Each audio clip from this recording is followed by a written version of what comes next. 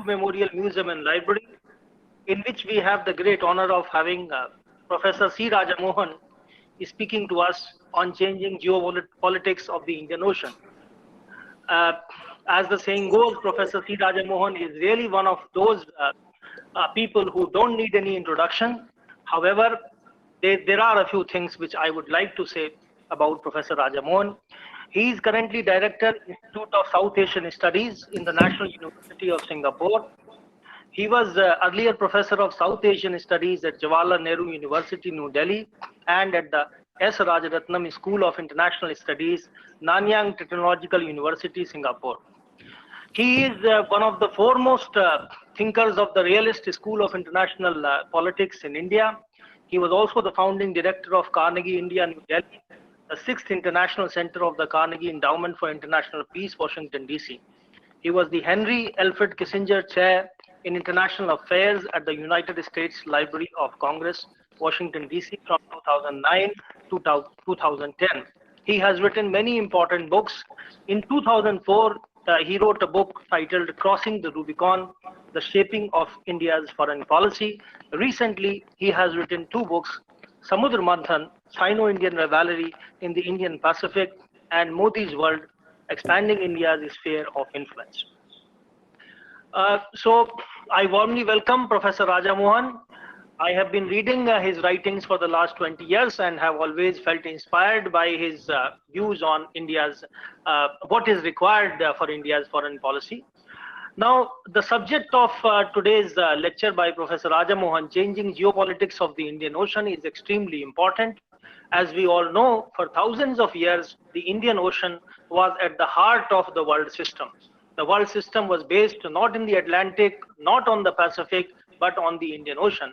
All the great economic powers of the world for thousands of years were located in this region, and most of the trade and commerce of the world also happened here. Most of the military adventures of the world for thousands of years also happened there. Starting slowly from the beginning of the 16th century, the world system in a way started shifting towards the Atlantic, and gradually by the 18th century, probably one can say that it had made that shift by the late 18th century, and of course that intensified in the 19th century. So after a gap of about 200 years or so, we can say that the Indian Ocean is rediscovering itself, and the system again is going to be centered with the emergence of India-China, as Professor Raja Mohan says, and their navies are also developing, and that's an important factor, and the fact that the US would like to retain its primacy in terms of naval power and in economic power in this region. Indo-Pacific, as it is being called now, becomes very, very important. But in a way, it is Indian Ocean which is at the heart of the concept of Indo-Pacific. So with this very brief introduction, without wasting any further time, I would like to invite Professor Raja Mohan to deliver his lecture. Thank you, Dr. Mishra. Thank you for inviting me to join you this afternoon. It's a privilege and a pleasure always to speak at the Nehru Memorial Museum and Library, where I've spent a lot of time over the decades. Dr. Mishra, I also see a lot of former friends, a lot of the senior colleagues here. So it's really nice to be with so many of them at this meeting. You already mentioned the growing importance of the Indian Ocean. This was not always the case.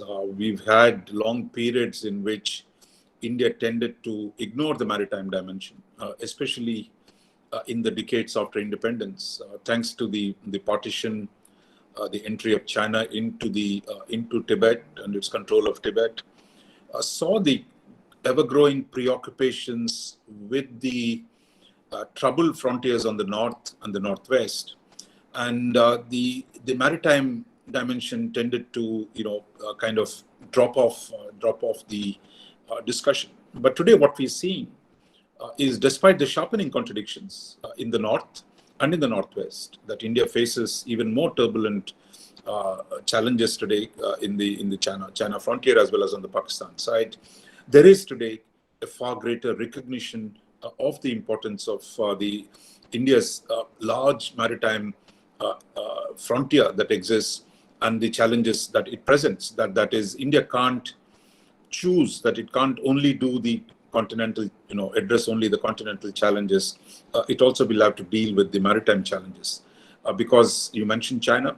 China, as situation deteriorates in the Himalayas, China is also a factor today in the Indian Ocean. I mean, that was not the case in the, for many decades, but today, a rising China, which is about to become the second largest, it is already the second largest economy. Soon it will be the first topmost economy. And it has one of the greatest, fastest naval modernizations that is taking place. And one consequence of that is China is inevitably on our southern frontiers as well. So therefore, we got to look at a 360-degree challenge that is emerging from China. What I thought I'll do in the next half an hour or so is to look at 5 broad contradictions, if you will, or seeming contradictions that are shaping the geopolitics of the Indian Ocean, and that so this one, by examining those 5 contradictions, I think we can cover a lot of the issues and challenges that are presented to India at this point of time. So let me start with the first contradiction, which is the really. Must we think of the Indian Ocean as a trans-regional system, or see it or deal with it in its sub-regional dimensions? Because already the talk about the Indo-Pacific seemingly expands the Indian Ocean to include the Western Pacific. So therefore, the terminology we are moving while Indian Ocean is there. The idea of Indo-Pacific has become a much larger question. So therefore, do we today debate in terms of the Indo-Pacific, or do we stick to the Indian Ocean format? There is always a problem, like what our school teacher in geography might have told us very clearly. There are concepts very clear. Asia is one, Europe is another, but these lines are not drawn so easily between continents. For example, Egypt today sits. It's in the Mediterranean, it's an African country, it is Arab, it is Middle East, as well as it is part of the Indian Ocean. In fact, if you go back to the UN ad hoc committee on Indian Ocean, I mean, Egypt is very much part of it. So I think there's always a problem if we go too obsessed with definitions. And the problem with the maritime sphere is that oceans are all connected spaces. The world is a sphere within which all oceans are connected. But for heuristic purposes, for analytical purposes, it is important to differentiate them. But we should never forget the interconnected nature of the maritime spaces in the international system. So that brings me to the whole question. A lot of people think Indo-Pacific is too wide in scope. Of course, we don't even agree on what Indo-Pacific is. That is, does the east coast of Africa and the Western Indian Ocean, are they part of the Indo-Pacific? The American definition, sometimes it's from Hollywood to Bollywood. The Japanese, of course, today include, east coast of Africa. They talk about 2 continents, that is Asia and Africa, and 2 seas, Indian Ocean and the Pacific Ocean. And India itself, I mean, of course, sees it in a much broader term, thinking of including the African continent.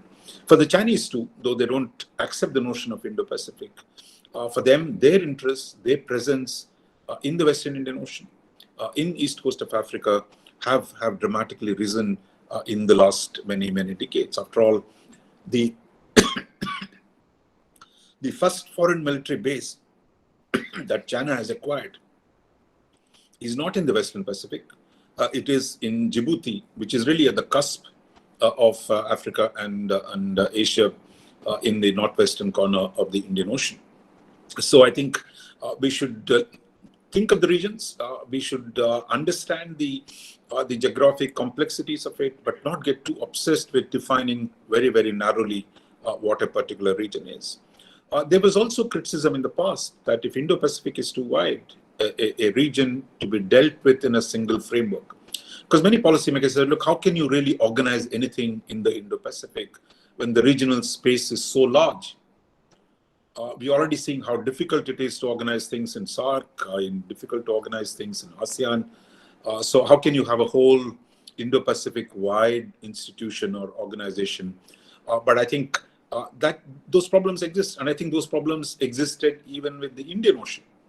For many, Indian Ocean was too broad to organize the security framework or economic framework.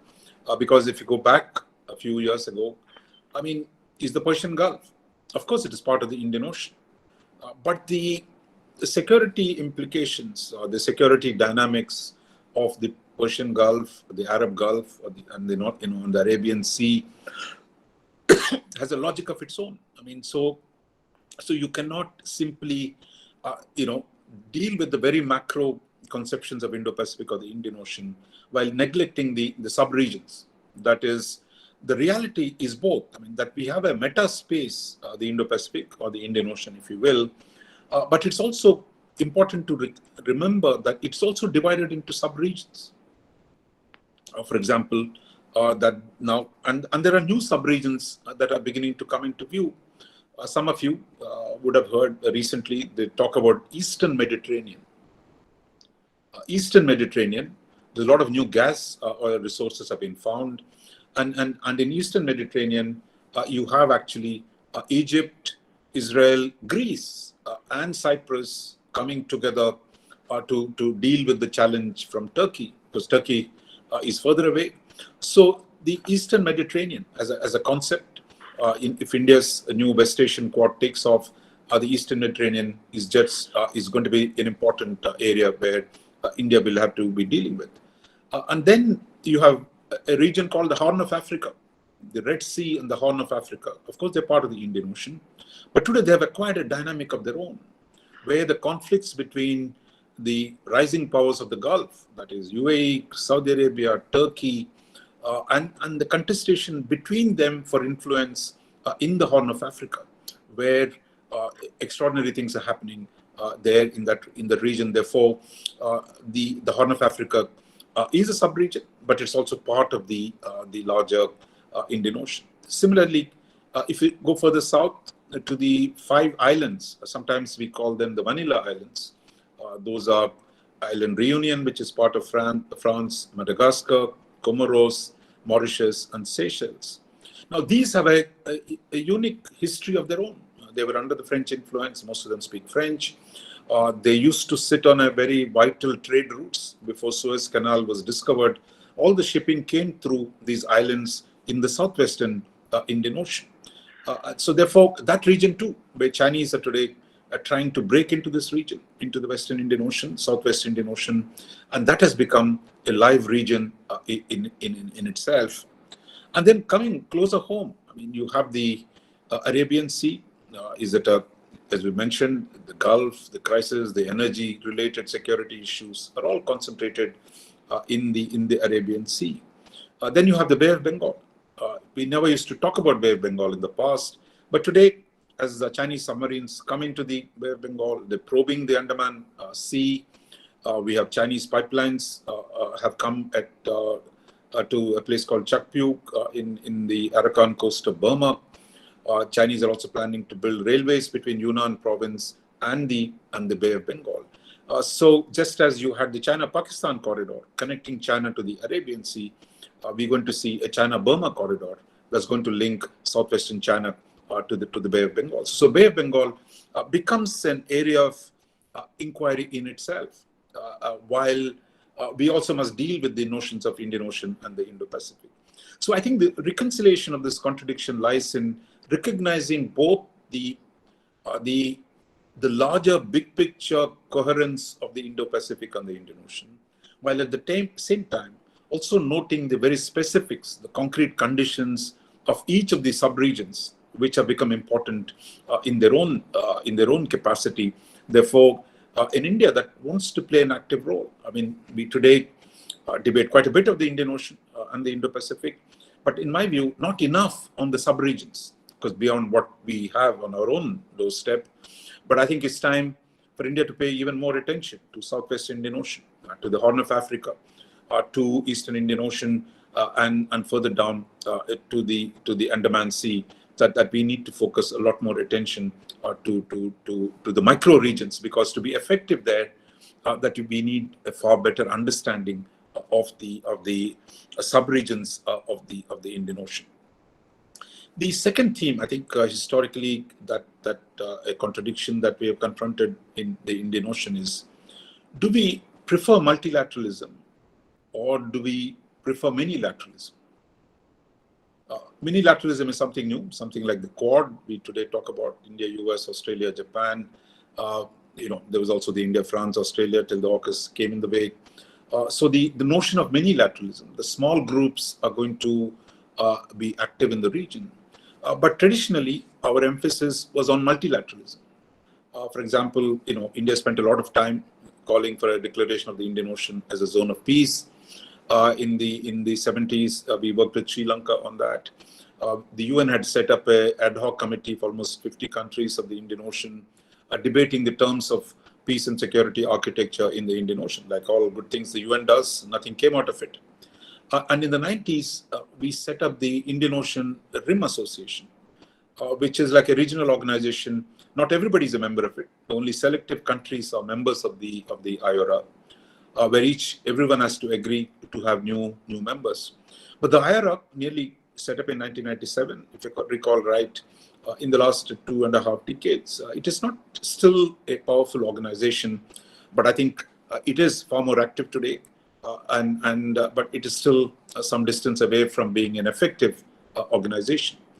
Then we also have Indian Navy initiated this around 2007-8, the Indian Ocean Naval Symposium, which then is actually a body that brings everyone together. All the naval chiefs of the Indian Ocean come together to discuss various security issues. The problem, I think, historically, those who done international institutions, that it's not easy to get things done in large multilateral organizations. The UN is an example, and that's why you have the Security Council, which actually does a lot of the hard work. Even in more effective regional organizations, for example, like the ASEAN, which covers part of the Indian Ocean, and the East Asia Summit that ASEAN has set up, it's not been easy to construct a set of coherent ideas about how do we organize the architecture of the Indian Ocean and the Indo-Pacific. So therefore, the success rate of the multilateral organizations has not been great in the Indian Ocean. And one reason why today we have the minilaterals, like the Quad, or now the AUKUS, which is Australia, UK, and the United States, is really that you can't wait till ASEAN gets its act together, or you're going to wait till IORA gets its act together, but that the capable and willing states must come together to deal with the challenges that are already with us, rather than just keep debating in these multilateral settings. And I think that is the big shift that has taken place in the last few years. Because even 5-6 years ago, everyone thought, look, okay, ASEAN East Asia Summit does not cover all of the Indo-Pacific, but certainly covers the Western Pacific and Eastern Indian Ocean, and that they could become the platform on which you could construct a broad-based multilateral agenda for maritime security, for regional cooperation, for trade, and a whole range of the ocean-related security issues that have emerged. But then we saw the rise of China, and China's ambition to gain more territory in the Indian Ocean has fundamentally shattered the illusion that somehow you can construct a regional institution in which China is the most powerful country, and that you can restrain China through a multilateral framework. Because the Chinese say, look, these are historic claims. They don't respect the Permanent Court of Arbitration. They said the ICJ has no jurisdiction, and that their claims are historic and they're not subject to the UNCLOS. Otherwise, Chinese are a great champion of UNCLOS, but when it comes to their territorial claims, they say UNCLOS has no business. It is their historic waters.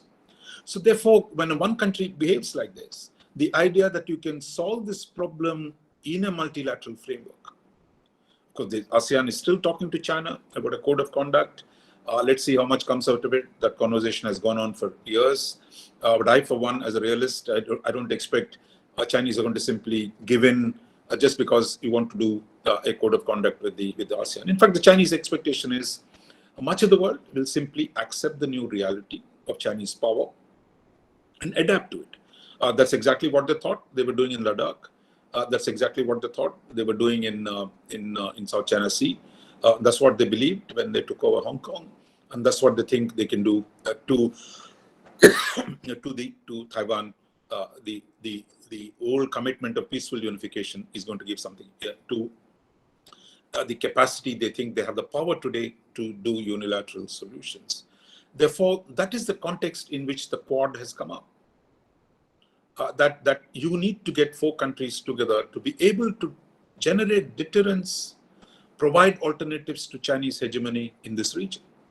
Because ASEAN or the East Asia Summit, for all the nice things we say about it, I mean, of course, we'll always say it is central, but the need for, say, complementary institutions, the need for countries that are willing to put their ships where the mouth is and say, look, here we are, we're going to, not going to let China alter the territorial status quo. So I think that is the context in which you have a counter coalition that has emerged. And the Quad today initially began with a bit of military focus, but today it is focused far more on non-military issues. And the AUKUS, which is focusing on military technology issues. So therefore, together that there is an attempt today in mini-lateral forums to generate deterrence against China, to offer economic and other institutional alternatives to Chinese hegemony in the region. So just because India is sitting in the Quad does not mean we say, look, shut the door on ASEAN. We don't shut the door on East Asia Summit. The Prime Minister was speaking just the other day there at this meetings. So we continue to say emphasize ASEAN centrality.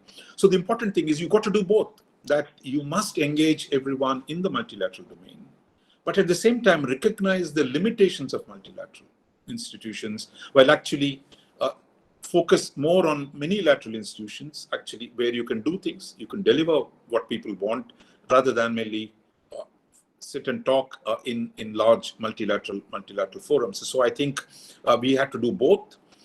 That doing Quad is a complement to what ASEAN can do, and therefore we have to put enough money on both these institutions to be able to be effective in the region. That brings me to the third set of issues, which is it's always so central to India's debate, and we often forget the why we use that term. For example, there has always been this debate about India's Indian Ocean debate about extra-regional powers. Who are these extra-regional powers? Because this term really was coined in the 60s and 70s as the Indian Ocean Zone of Peace debate came.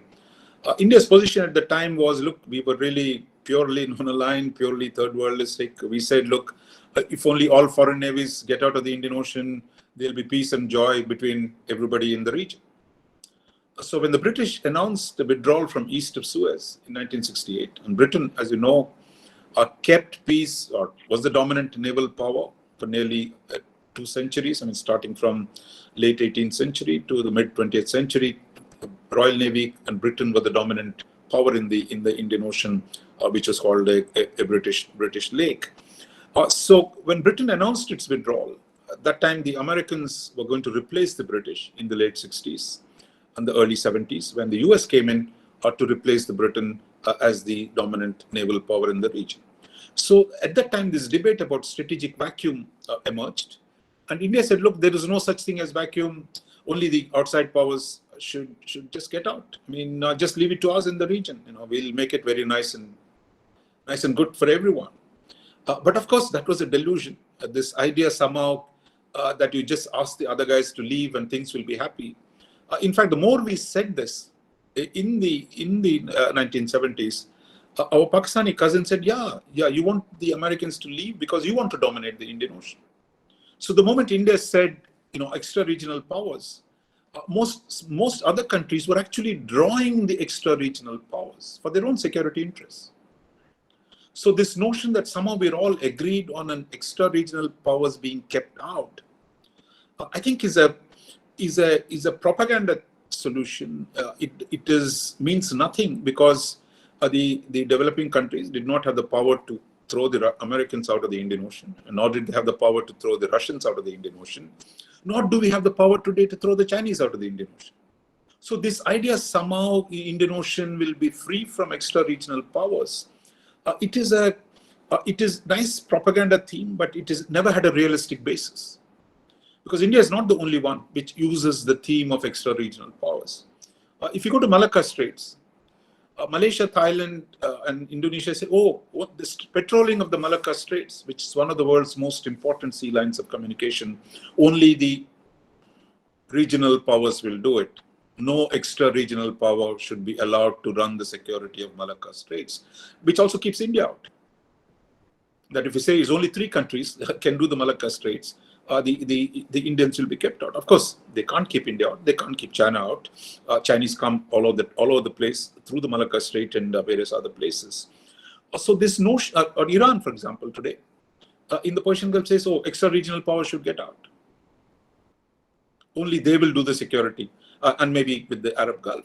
But if you're a small country like UAE, facing Iran, with which you have a territorial dispute, so when the Iranians say extra-regional power should get out, if I were an Emirati, I would say this is a recipe for Iranian domination of the Persian Gulf. Therefore, I'm going to do even more to have a security guarantee. If it is in the British in the past, Americans, maybe they can partner with Israel, they'll partner with India. So this notion of extra-regional, regional, without reference to the concrete conditions that exist, it becomes a habit rather than an analytical instrument. And that our principal problem today is to find a way to deal with the Chinese power. Historically, the European powers came into the Indian Ocean via, around Africa, through the Suez Canal, and established their presence across the Indian Ocean. But today it is China that is coming in from the eastern side, which is going to do exactly the same as the European powers, setting up its influence and power across the Indian Ocean. So the problem is, if you want to deal with the Chinese power, India needs partners. We are not in a position to do it your own. Therefore, you work with the Americans. The India which said Americans should get out of the Indian Ocean in the 70s, today America is our best partner in the Indian Ocean and the Indo-Pacific. So circumstances change. Your slogans would also change, because sticking to the same formula, some people still do, but it is actually meaningless, and that our policy has evolved beyond that into a situation where India, when Prime Minister gave the Sagar speech, those of you who have seen it, everybody quotes it, but it's worth reading that speech made in Mauritius in 2015, where Prime Minister Modi is saying, look, we're going to take a big responsibility in the Indian Ocean, but we're also going to work with whoever else shares our larger interests in the Indian Ocean.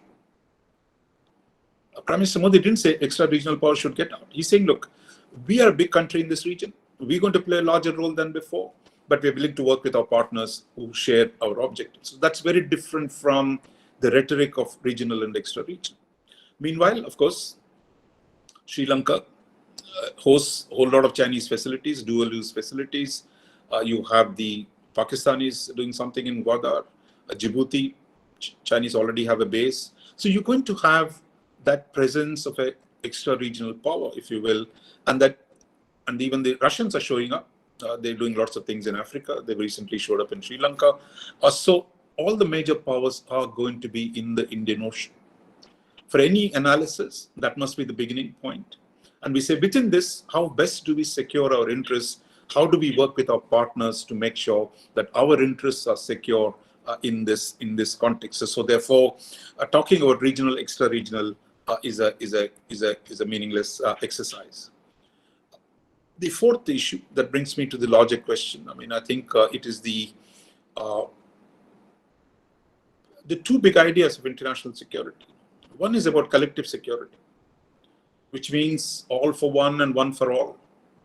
If one country attacks another country, all the other countries will come together to defend the victim against the aggressor. That is our textbook definition of collective security, which is what the League of Nations was supposed to do, which is what the United Nations is supposed to do. That a collective security that everyone agrees on a set of principles. In some ways, the rules-based order actually evokes the same idea that you need a set of rules, everybody agrees, and if somebody violates those rules, others will come and counter that, punish the aggressor. But look at what's happened here in the Indo-Pacific. I mean, you have the Chinese take over islands that don't belong to them. Can the rest of the world punish them? Can it undo what China did in the Philippines Islands or islands of Vietnam? So this notion that somehow collective security will solve problems, particularly when the biggest power in a region acts aggressively, then the collective security system breaks down. And I think that's what happened in the interwar period. And that's what happens all the time, that this notion that you can have an agreed set of principles, everybody will follow them, and those who don't follow will be punished by the others. Therefore, collective security is an ideal notion, and that's one of the great India. We used to talk about Indian notion as a zone of peace. When I was growing up and doing my PhD in JNU, I mean, it was like like today, we have everybody's doing something on Indo-Pacific. Those days, Dr. Rajaram Panda will remember. In Sapruhas of various places, all the time it was Indian Ocean Zone of Peace, Indian Ocean Zone of Peace. It became a mantra without any meaning, because you could declare till cows come home that Indian Ocean is a zone of peace. But the Russian submarines were coming, the Americans had set up bases, and everyone was doing what they wanted. And a lot of smaller countries turned to the United States for assistance, particularly in the Gulf. So the merely talking about big slogans, Indian Ocean is a zone of peace, or a rules-based order, that doesn't do enough to actually deal with the real problems. The question is, if we believe in a rules-based order, are we prepared to deal with those who violate the rules? Some of it can't be reversed, what has already happened, but can you further prevent China from taking more territory in this part of the world? And that's where deterrence comes in. Deterrence means, creating capabilities to restrain China. So when AUKUS today is really about creating material capabilities in Australia, that a nuclear-powered submarine that will complicate the Chinese naval calculus in the Western Pacific. So when the Quad today works together, when it does the Malabar exercises, we are trying to say, look, there are other countries that can get together, and we're not going to simply stand by and watch the Chinese violate the basic rules. So therefore, the balance of power idea, I think a lot of people, we all grew up thinking balance of power is dead, and that it's all being nice. Everybody's lion is going to lie down with the lamb, and everything is going to be hunky-dory. That has never worked. And the balance of power means creating coalitions, creating military capabilities, which is what the AUKUS and the Quad will do. Therefore, that has become a very important aspect of the current situation in the Indo-Pacific. A balance of power system, while Quad can talk about in very, very macro terms across the Indo-Pacific, India will have to do other things sometimes on its own, assisting, for example, Mauritius, to create naval capabilities in Mauritius, in Seychelles, to strengthen the small islands to protect their sovereignty against potential aggressors, to be able to work with France. Today we work with France in the Western Indian Ocean to say how we can secure the Vanilla Islands there. Can we partner with French to create a better order? We are working with Europeans, hopefully, in the Arabian Sea. We can do more exercises with them. So therefore, military power, collaboration, creating capabilities, deterrence are all part of the balance of power structure. And I think that becomes very, very important for us to continue to pursue that kind of a balance of power strategy. That doesn't mean we kind of simply dismiss, collective security, because, like in all pujas, we have to do, there's a mantra that has to be uttered. And that mantra has a propaganda value that when we sit in ASEAN summit, when we sit in the East Asia summit, when we initiate a new dialogue saying rules-based order, we are saying that something should not be done. So unlike in the European age, colonial age. Today, you have to justify what you do, also in terms of higher principles. That is, you can't simply say, this is mine, therefore I take it. The Chinese are saying it. But to be able to generate wider support, you need a set of principles that we need to uphold. But that principles can be defended only if there is military power, only if there is balance, only if there is a credible coalition that is willing to challenge any dominant aggressive power. And I think that is the big challenge, I think, that we often face. But I think there I see Indian position has significantly evolved. That today we are active in the multilateral forums, we are active in the collective security ideas, but we're also active with India's military diplomacy, with India's attempt at engaging across the board all countries, starting with the US, with Britain, with France, with Russia, at the great power level. We're doing a lot more things with the Arab Gulf countries today. We do some military cooperation with Iran. We do more support for Sri Lanka, Maldives, Singapore. So you beginning to see walking on both the legs, multilateralism as well as active balance of power system that we follow. That brings me to the last set of issues. We are today, the lecture is about geopolitics, but what about geoeconomics? Is it just about military balance? Are there other issues? Those, I think, are equally important. We often don't pay enough attention to the geoeconomic dimension. But China's Belt and Road Initiative has dramatically pointed to the use of the economic instrument for strategic purposes. So is BRI an economic project, or is it a geoeconomic project, or is it a geopolitical project? Of course, it's both. By building a dual-use port in Hambantota, or developing maritime facilities in Gwadar or Karachi, China is creating conditions under which its ability to project power is going to grow. When China puts down billions of dollars in China-Pakistan Economic Corridor, or China-Burma Corridor, or offers assistance, ready to offer assistance to military assistance in Africa and across the board, it supplies arms to all our neighbors in South Asia, that it is creating a set of conditions that would reinforce its ambition to be the hegemonic power in this part of the world. Therefore, today, do we offer an alternative to a BRI? That has become one of the biggest challenges. And that's where, of course, India does not have the same resources as China does. Its record of building projects has not been great. But there is an effort today to be able to generate greater credibility to our efforts to build regional infrastructure. Well, recently, Adani won a contract to build a port in one part of the Colombo port, that is the West Container Terminal. Because the previous 20 years, I think India has not managed to get any project in Sri Lanka, on the projects that were agreed were taken away.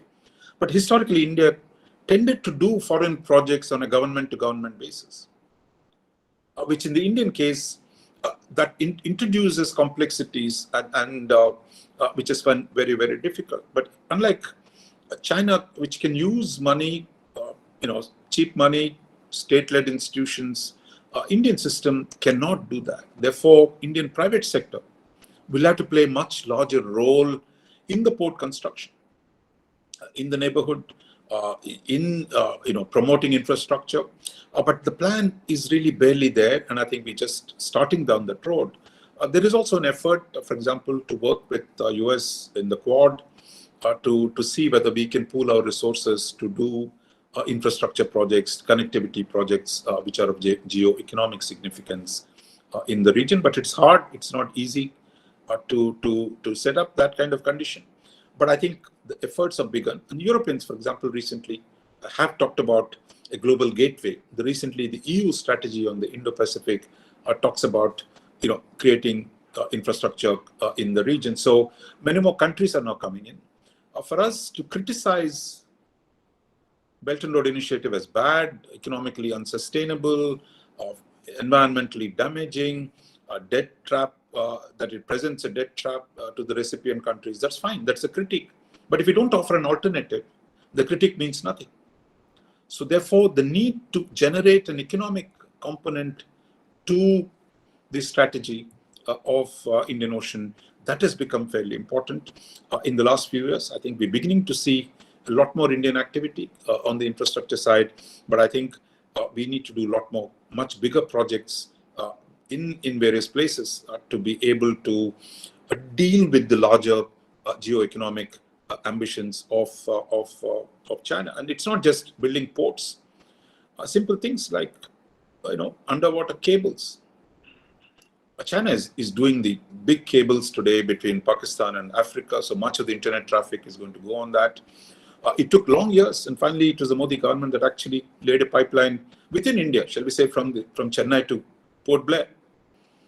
The last time I visited, into Port Blair, I mean, you couldn't get much of an internet after 10 o'clock when the government offices opened because there was not enough bandwidth. But today, just as simple as that, I mean, building basic connectivity using underwater cables to be able to connect digitally. That's why while the Chinese talk about a digital Silk Road, of using its space capabilities, of its Huawei and a whole range of others to integrate large parts of the Indian Ocean and the Indo-Pacific into its economy. We are just beginning down the road that we need to work with our partners to manage that effectively. And finally, there is another aspect on the geoeconomic side, which is what we now call the blue economy. Because all these years, we thought the ocean, like our climate, is unchanging. You can do anything to it, dunk anything, keep throwing all kinds of muck, all the muck we generate into the sea, and that sea will clean it up over a period of time. But now that is becoming very clear, both climate change and the kind of ocean health, which is in such a bad shape today, and that therefore sustainable use of the oceans, which is what blue economy means, is not to end economic activity, but to generate economic activity that is sustainable through environmental concerns. That has become a big topic. That again is something that India will have to take up.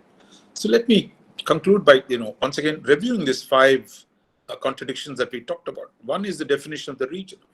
Do we think transregionally or subregionally?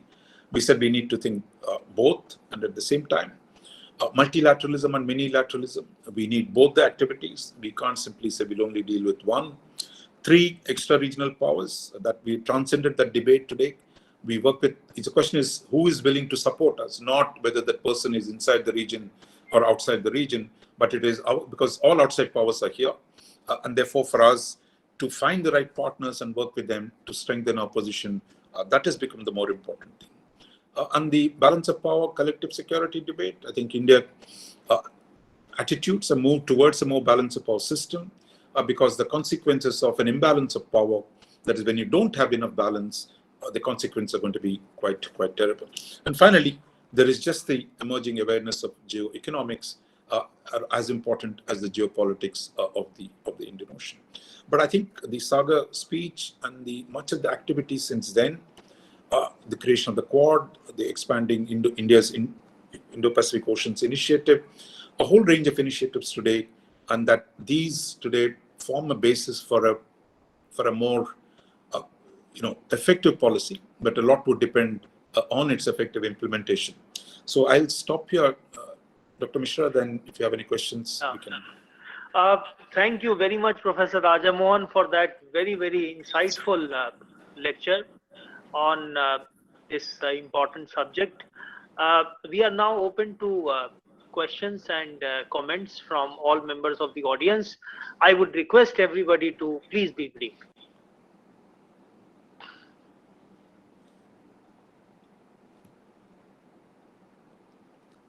You can raise your hand or go ahead with the question. All right, let us wait for the questions. In the meantime, sir, there is one observation of mine on this very important subject of regional and versus extra-regional power that you mentioned. And as you rightly said, for decades we kept talking about how extra-regional powers should have no place here in the Indian Ocean. And obviously it was some sort of a delusion and counterproductive. But it seems to me that, now with the rise of China and with the aggression that it has been showing in the last 10 years or so, probably it is the extra-regional power alone that would be able to have the heft to balance China. So maybe if any time in the last 200 years or so, extra-regional naval presence, military presence was required, it is required now. Would you like to comment on that? No, exactly. I think exactly. So no point just saying extra-regional power. You don't have a problem with all the extra-regional powers. You have a problem with one of them. Yes. Which is aligning with your adversaries and creating problems for you. Therefore, dealing with that requires collaboration. So therefore, I think instead of talking in terms of principles, if you say, look, what is my problem? If you start from principles, it doesn't take you anywhere. Because if you say China is an extra-regional power, it should get out, so should the United States get out. But as we know, neither of them is going to get out. Yes. And one of them is our friend and partner. Another is our threat. One country sitting on your territory, the other country could help you, counter the country that is taking your territories. So I think we got to be practical in this. And I think the policy has already moved. While still a lot of the academia, think tanks, people still say extra-regional, regional. That I think the operational policy is one. We work with our friends to deal with our adversaries, and that the oceans are not separable. Like, for example, why is India? What is India doing in South China Sea? This is what our Chinese say. India is an extra-regional power in the South China Sea. But there it is in Malabar exercises we recently did in the East China Sea. We do exercises near the Japanese coast. So this notion, look, it was really a defensive third world type of reaction in the 1960s and 70s. But today, India wants to operate in other parts of the world. It doesn't want to just stay near its shores. So I think it's a different world, and I think India is far more pragmatic today. And of course, one may add that the Indian Ocean had always been open in the sense that it had a diversity of participation in its economic life for thousands of years. So probably, as you rightly said, sir, that this was more of a third world kind of response for a few decades. There is another subject on which I would like to have your response. We talk about how, I read a lot of stuff where it is said that now the US naval primacy in the Indian Ocean and in the South China Sea and in the Pacific is almost on the verge of being challenged by China. So from the military point of view, what is your assessment? Has the Chinese Navy really developed so fast in the last decade or so that it is in a position to challenge the American Navy, not just in its coastal areas, of course, but also in the blue waters? See, look, I think because China was weak after the Second World War, the US could operate on its front yard in the so-called First Island chain in the Western Pacific without being challenged. But today, China has built enough naval capability to push the Americans in the Western Pacific, in front of their shores, in front of their islands. But China has a long way to go before it can do something like that in the Indian Ocean. Because to come to the Indian Ocean, it has to come all the way down through Malacca Straits, come here, have the ability to operate. So it needs long legs, as the naval people say. It's 20 years down the road. If China gets a permanent base in Pakistan, if China gets another permanent base in Africa, like the Americans do today, they have bases everywhere. If China gets bases like that, then it can operate across the oceans. But at this point, they become very strong, both with their shore-based capabilities as well as the naval capabilities to challenge the United States in the Western Pacific. And that's the reason why US is strengthening its capabilities in the Western Pacific. That's why AUKUS has come, because you want to create better deterrence against the Chinese. And the Japanese Navy is not just a pushover, they're pretty strong too. So I think there are enough capabilities. Now the challenge in the Western Pacific is, how does the US modernize it? How does it strengthen it? In the Indian Ocean, I think what US is doing is, it's to find new partners like India, to work with India, so that you can forestall a challenge over the longer term, that if India works with India and the US work together. And over a longer period, maybe Americans will say, India should take more responsibility in the Indian Ocean, that they can do more things in the Western Indian Ocean, Western Pacific, where they face a problem with China, that India can take larger responsibilities in the Indian Ocean. The French too want to work with India in Western Indian Ocean. So I think it is if you build good coalitions, if you pool our resources and capabilities, which would strengthen India inherently and also strengthen the coalition that can produce a reasonable order in the Indian Ocean.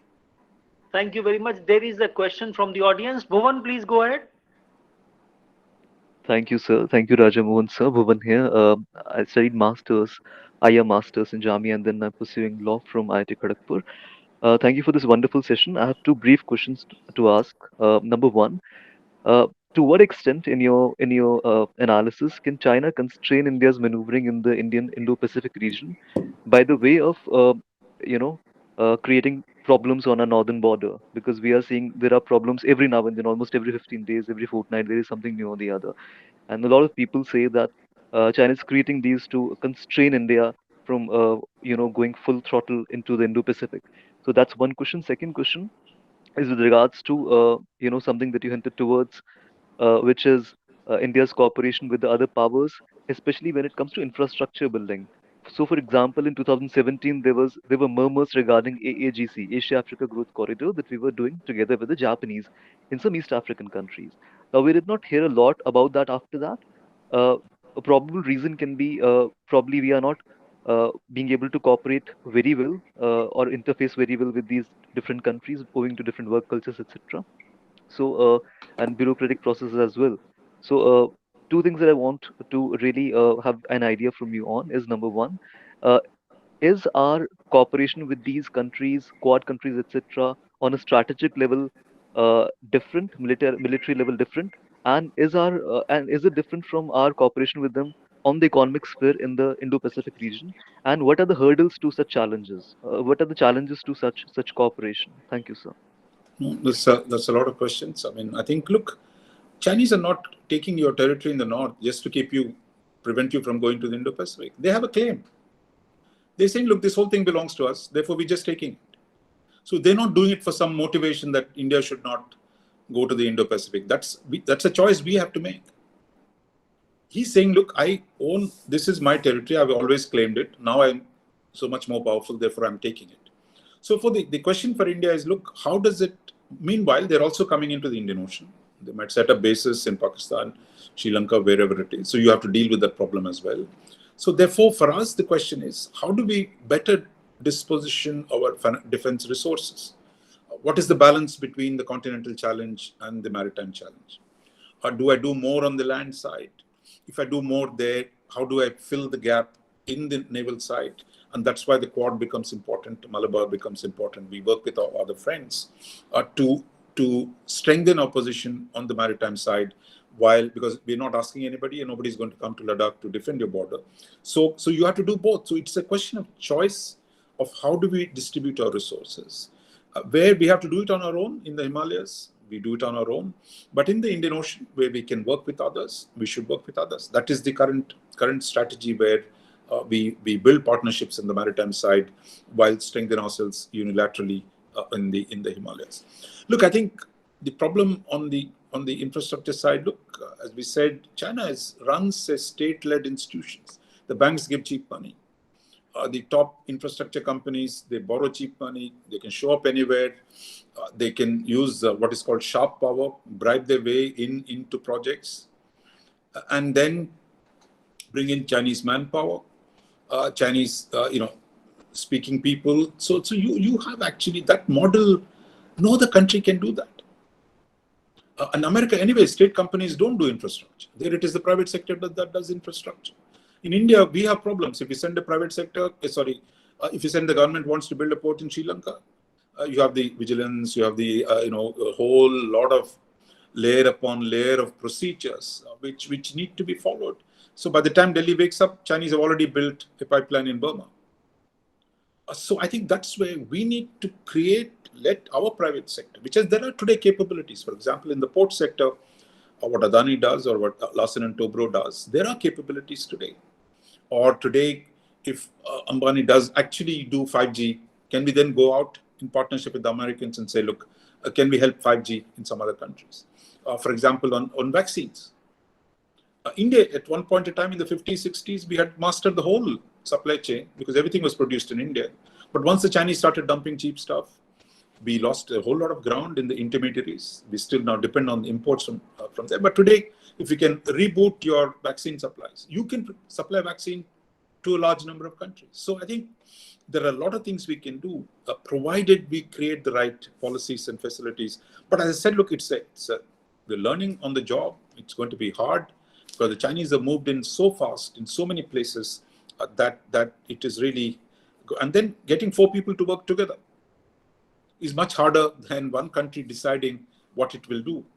So therefore, that again, India, Japan tried to bid for a project in Colombo port, but eventually they scrapped it. I mean, so I think it's harder doing it with others on infrastructure, but I think eventually we need to work out some mechanism.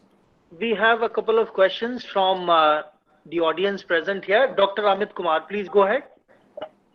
Sir, my question is about European interest in the Indian Ocean or Indo-Pacific, new interest. Is it purely about economics and trade or more than that? Particularly new interest of Netherlands, Germany, Italy, and if I can say new interest of Britain also.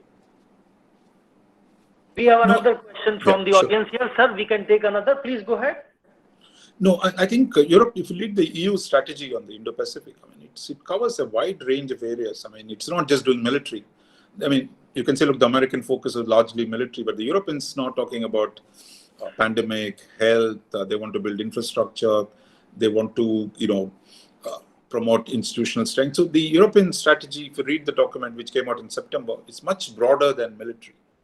So therefore, that's also good for us. I mean, I think we can work with them on areas which we can't do with the Americans. We can work with them on a whole range of other areas. For example, there is a special emphasis in the EU strategy on strengthening the capabilities of the small island states. So we can work with European Union to support some other countries. So I think we take the best of what suits us from each of these partners and strengthen our own position in that strategy. So that's what we need to do. Yeah, there is another question from the audience here. Please go ahead. Hello, sir. This is Varada. Thank you for your excellent presentation. I'm a junior fellow at Team Murthy.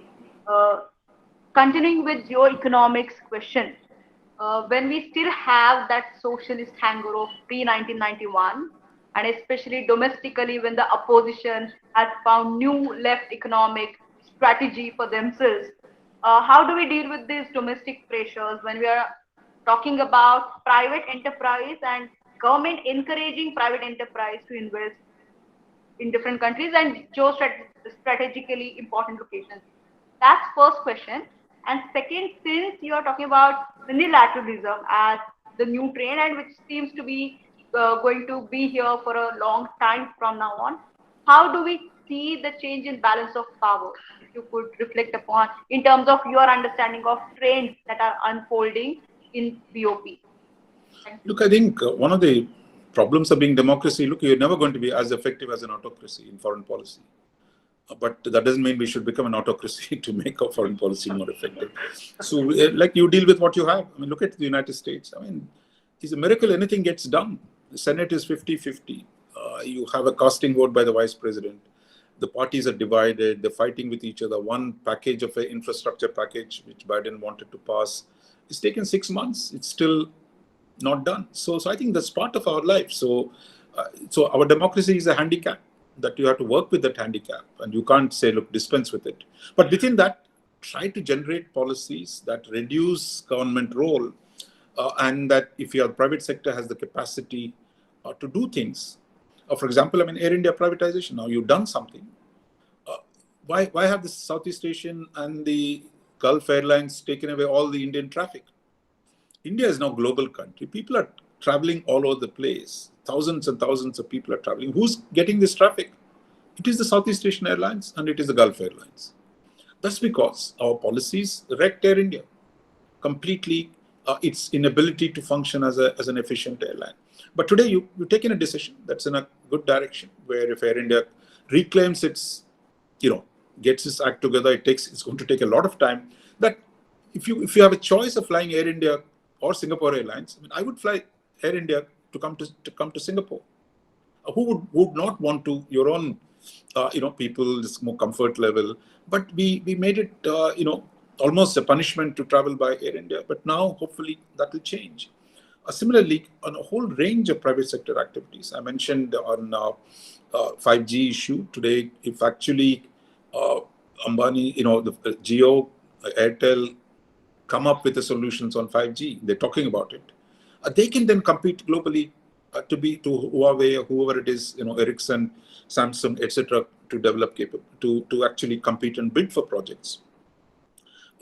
On space, too, you see Airtel today is negotiating with OneWeb to deploy hundreds of satellites in space. While in the US, you have Amazon, Elon Musk, a whole lot of others are deploying hundreds of satellites to do digital connectivity using space satellites. So here again, we're talking about privatizing on the space side. It's just the beginning of a process. If that succeeds, Indian companies can compete on the global space market. So I think it has taken a long time to do some of these things, but we are beginning to do some of that, and hopefully we can make progress on that. There is a follow-up question from Dr. Amit Kumar. Hello. Sir, my question regarding the psyche of island countries, especially countries in India's backyard, island countries in India's backyard.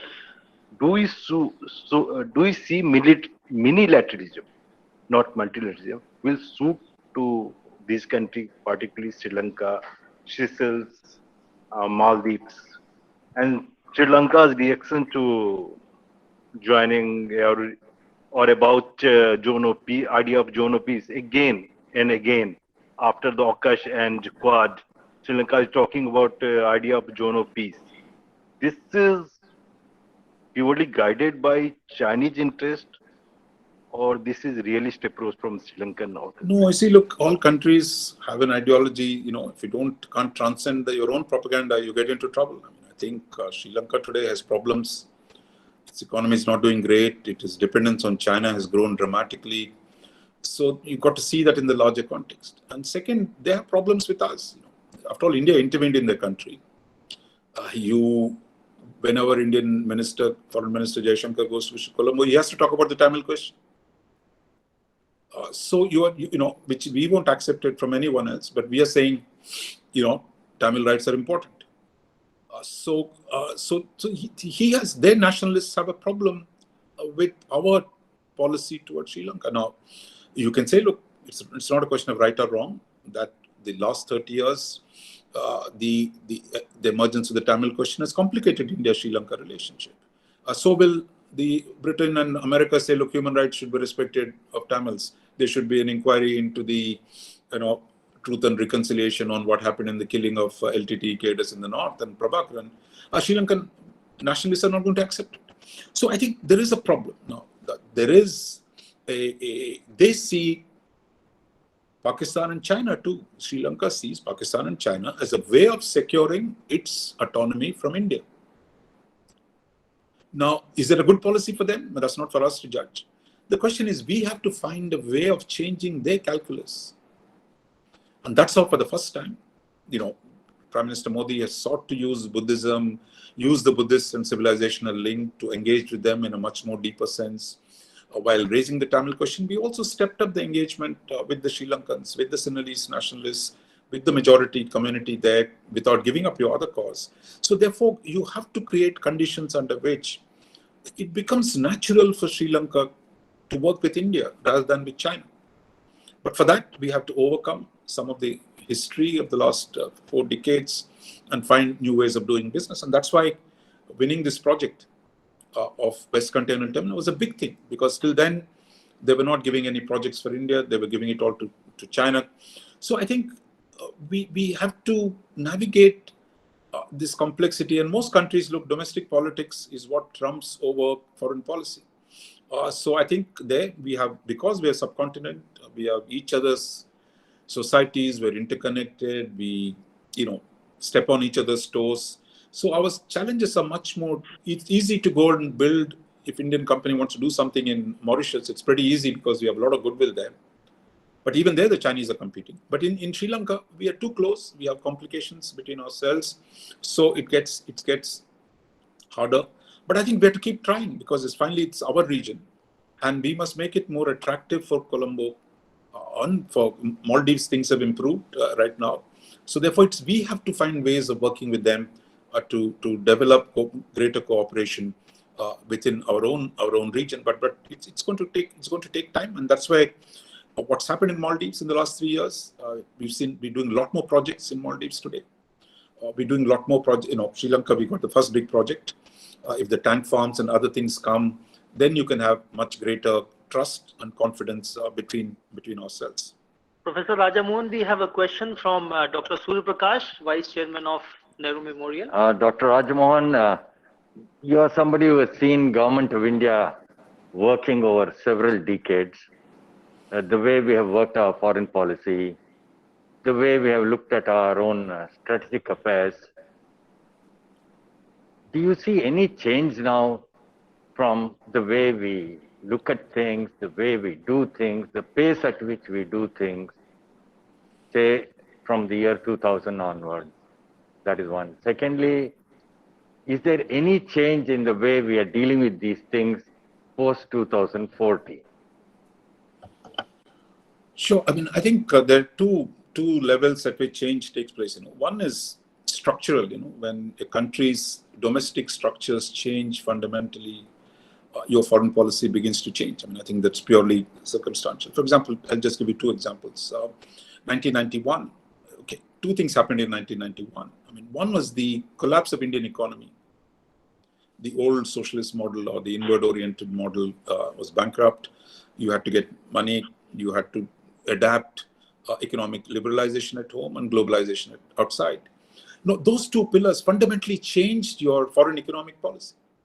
Because till then we said, look, IBM can leave the country if they don't like it. Since the 70s, we threw out the IBM. It was a Janta government actually which did it. We said, look, we don't care for foreign investment. We don't want to trade. We do our own thing. We are great. So you're not interested in trade relationship with anybody. You said, look, all we need is self-reliance and internal development. But that strategy changed fundamentally in 91 when your economic structure changed. And the moment you changed your economic strategy from inward orientation to outward orientation, that automatically made Indian foreign policy search for friends, partners, especially in the West. You wanted to get foreign investment, you wanted to improve better access to markets. All those become important. So there is a clear change in 1991 of the nature of the economy changed. Therefore, the nature of our foreign policy fundamentally changed. The second thing happened in 91 was the collapse of the Soviet Union. Because for the previous Cold War decades, our relationship with the Soviet Union deepened, and our relationships with everybody else, with China, with Japan, with Europe, with United States, everything was underdeveloped. Or this idea that, look, we have our Russian friends and we don't need anybody else. That changed in 1991. And therefore, we saw you remember Narasimha Rao's statement in 92, I think, the sky is the limit with the United States. And you see how much has changed of our relationships with the US, Europe, China too. From 91 to now, I think it's a much bigger relationships with all of them, a much greater engagement. And not just in the old days when I was growing up in the 70s or 60s and 70s. It was always somebody came from Europe to give more money to India. Aid. It was always pictures of foreign visitors giving aid to India. Small amounts. But today we're doing trade. Europe and US, one of the large volumes of trade. Our Indian capital operates in other places. More foreign capital is coming to India. So therefore Soviet Union itself had Russia, post-Soviet Russia was becoming friends with America. Therefore, we had to do our own engagement with everyone. So the structural changes in 91 made a huge difference to foreign policy for the government of India in that period. But from 2000 onwards, I think another change took place because India started growing at high growth rates. If you remember 2004, 5, 6, 7, India touched almost 9% growth rate at the 4 or 5 years of high growth rate in the first decade of the 20th century. Saw the whole world now talk about India as the next China. India was going to be a great power. So the very perception of India changed, and our own perception of ourselves from being a weak third world country, we began to entertain ambitions of India can become a major power too. If China can do it in one generation, why can't India too? So I think that too began to change as your growth began to consolidate in the 2000s. But what did happen, when I don't know to get into the political argument between one party and others, changes take place over a continuous period of time, that there was, I would say, all the coalition governments that came in afterward, Narasimha Rao, then you had BP Singh was very short. I mean, you had Vajpayee, Narasimha Rao, Manmohan Singh, each lasted a fairly long period. And that we saw attempt, for example, India's nuclear policy changed between the three of them. Vajpayee did the test, Narasimha Rao made the preparations, Vajpayee did the nuclear test, and Manmohan Singh negotiated a deal with the Americans, and Modi completed it. So there's some parts which are continuous, but on the which there is a change between the UPA government and the NDA government. I mean, you don't have to be partisan in this to see the change. Three things that happened. I mean, the Modi government had a majority in the parliament, which none of the previous coalition governments had. Therefore, he had a much freer hand in conducting foreign policy, much less under pressure from internal sources. I'll just give you one example. Manmohan Singh did not travel to Colombo to attend a Commonwealth summit. Despite the Sri Lankans were very offended. Why didn't he travel? Because the Congress party, including Mr. P. Chidambaram, and everybody said, no, if you go to Colombo, we lose election in Tamil Nadu. There you are. That actually, it is a multilateral conference. All you needed was to show up at a, but the pressure was so much, the internal pressure on the UPA government, he wouldn't travel there. Recall with Bangladesh. You go to a summit, all was set up for the land boundary agreement and Teesta Waters deal. Last minute, Mamta pulls the plug, and poor Manmohan Singh goes there, can't do the river water agreement.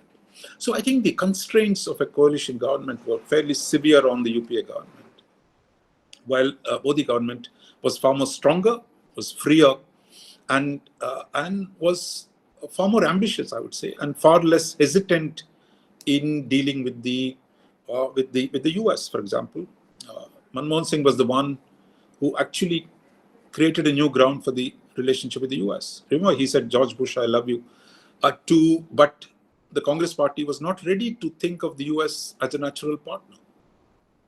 But it required Modi to complete the nuclear deal, to expand defense cooperation, to join the Quad, to sign the defense cooperation agreements. I suspect if Mr. Antony and Manmohan Singh, they would have never been able to do any of those because they were already so tied down by their own inhibitions. So there is a problem. But Mr. Modi delivered on those issues, which has made it easier for India and the US to build a much greater relationship. On Israel, we had Sharon come to Delhi, I think it's in 2000, but none of the prime ministers, Indian prime minister wanted to go there. Mr. Modi has gone. And that has not affected our relationship with the Arabs.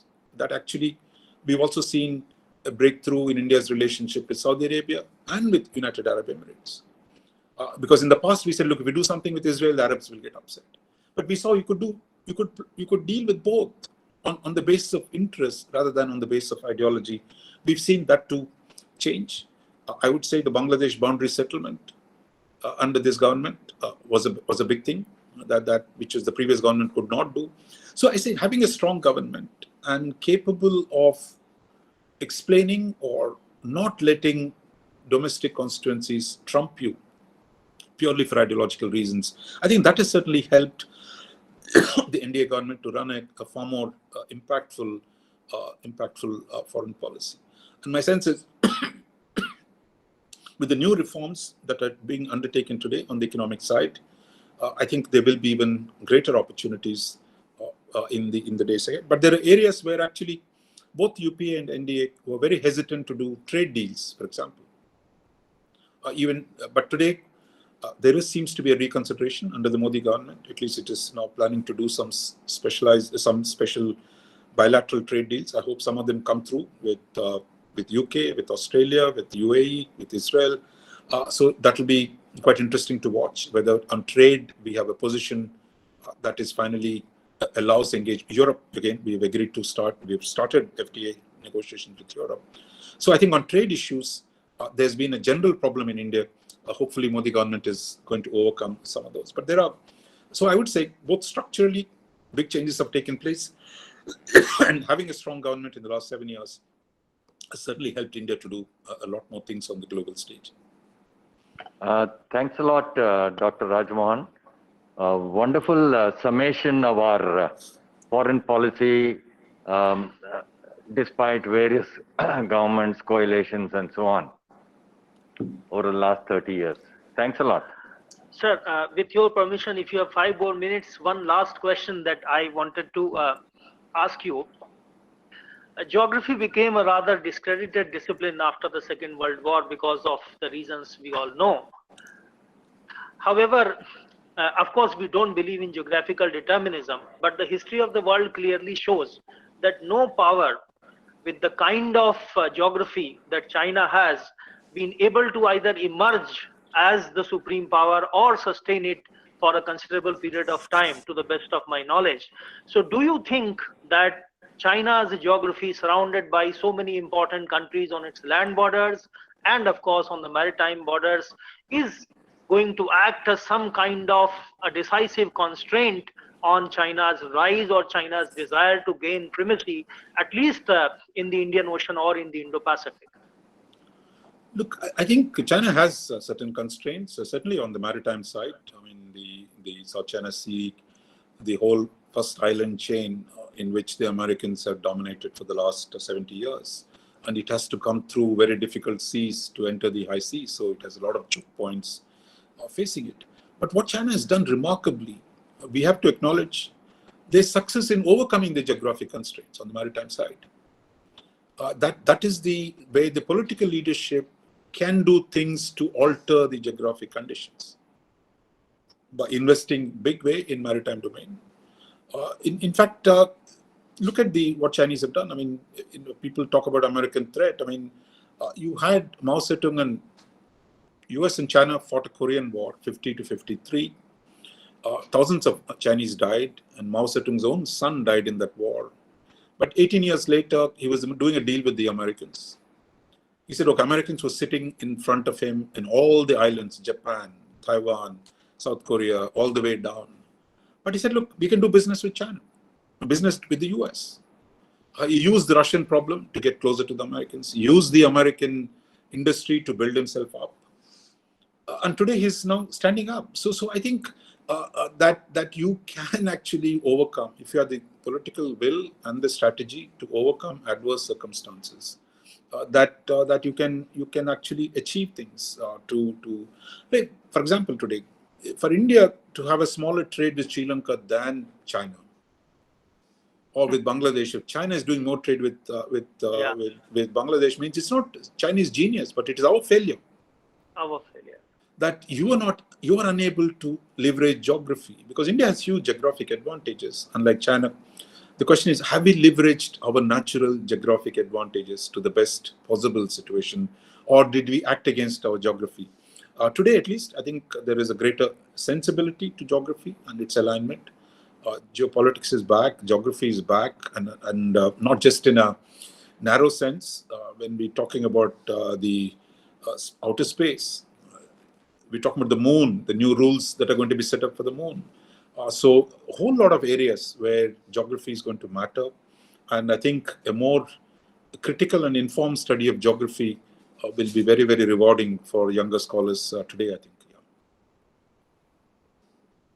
Okay, I think we need to close.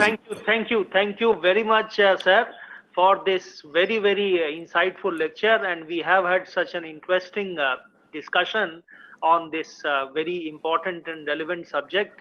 So as always, it has been a great pleasure listening to you, and it has given us so many good ideas.